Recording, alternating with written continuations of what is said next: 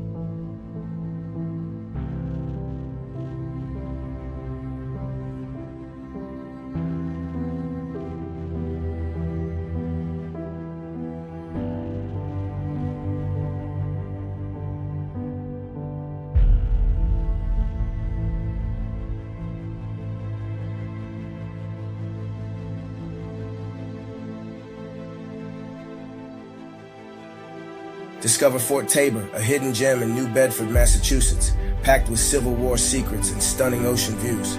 This massive coastal fort has a rich history, serving as a defense for the whaling industry and seeing action in the Spanish-American War and both World Wars. Explore 47 acres of lush parkland, old military installations, and breathtaking seaside vistas. Visit the on-site military museum for a dose of history. Whether you're a history buff or seeking a unique adventure, Fort Tabor is a must-visit destination.